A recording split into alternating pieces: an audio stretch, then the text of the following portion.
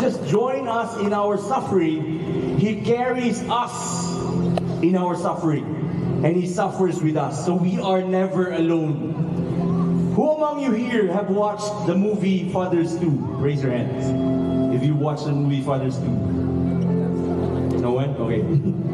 There's this one line in this movie that says, we should not pray for an easy life, but the strength to endure a difficult one. Because the experience of suffering is the fullest expression of God's love. It is a chance for us to be closer to Christ. It is a chance for us to become the people that we were created to be. You know, brothers and sisters, suffering is a profound experience. Sometimes we need suffering. Yes, you heard it right. I said it. Sometimes we need suffering. Shocking, right? Of course, we do not seek out suffering for ourselves. We're not masochists here. But when suffering comes, we face it head on. And sometimes we need it. We need it to go. We need it because it allows us to make necessary changes, necessary decisions that will make us a better person, that will allow us to become the people that God created us to be. I remember the words of Pope Francis when he said, human beings are made in such a way that we cannot live, develop, and find fulfillment except in the sincere gift of self to others. We cannot live, develop, and find fulfillment if we do not make ourselves a gift to others. Brothers and sisters, so many of us think that when we are suffering, when we are still broken, we do not help others because we want to focus on ourselves first. We want to heal first. Well, by all means, if you need time to heal, go ahead, take that time. But you know what? You have to understand this. It is when we are sent out to others that completes our healing. Amen. If you need time, that's okay. You know, suffering, brothers and sisters, should open our eyes and allow us to see that there are people around us who are suffering too. The best healers in the world are wounded healers. Amen? The most beautiful people in the world, you know who? Ask me who? The most beautiful people in the world are those who fall down but yet choose to get back up again, heal, and then go out and serve others.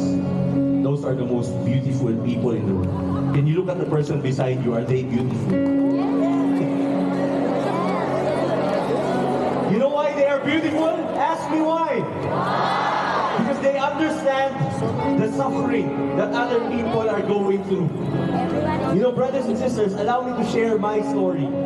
If you notice, I have no left hand. I was born like this. And growing up, I was very insecure because of my situation.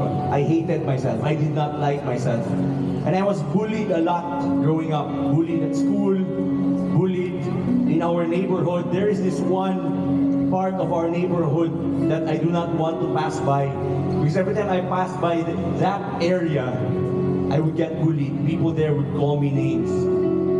And I hated myself growing up. I did not like myself. And I grew up proving myself to the world. I wanted people to accept me.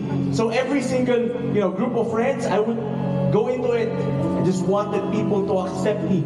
And that's why, with that mindset, with my insecurity, I got myself into the wrong crowd, the wrong group of friends. And I got addicted to so many things. Addicted to alcohol, addicted to smoking, and many more. You know, brothers and sisters, it was when God called me to become a missionary that I realized that even in my brokenness, God has been blessing me. Even in my unfaithfulness, God has been faithful. Because when I started to see the blessings that I have all throughout my life, in those times when I was so insecure, me. God was there. God was present. He never left me. It was at the age of 12 years old. At the age of 12, I learned how to play basketball. And I was drafted to play as a mini varsity in our school. It was at the age of 13 years old that I learned how to play the guitar. At the age of 16, I learned how to drive a motorcycle. At 18 years old, I learned how to drive a car. And now, I am a missionary. And as a missionary, I do all these things to serve others. God used my brokenness to inspire other people. You know, our lives should be the greatest proclamation of the greatness of the King. Amen? We are called to be alter Christus, to be other Christ. This is what Jesus did when He was here on earth. While He was suffering, He was also saving. Amen? The one thing that completes our healing, brothers and sisters, remember this. The one thing that completes our healing is when we are sent out to others. If you're broken now, heal. And even though you're not completely healed yet, allow God to send you to others. Maybe there are people around you who are broken too, who are also in their desert moments in their lives. They need the Lord. They need you. Amen. And that's wonderful. Simply because your heart breaks when you see the suffering. Therefore, you go to others. That's our way of being like Christ.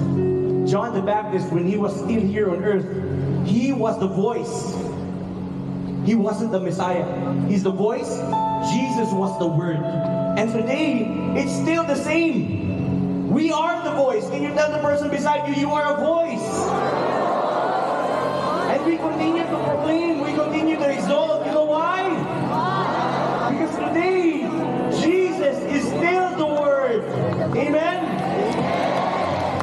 So right now, brothers and sisters, we have leaders around you who are standing around you. I invite the leaders to gather around or to stand around everyone here. These are our elders and leaders. And they will be giving you a mission cross and a mission rosary. Okay? We're going to do this because we're not just going to talk about it. We're actually going to do something. We will receive a reminder tonight that we are sent out to others.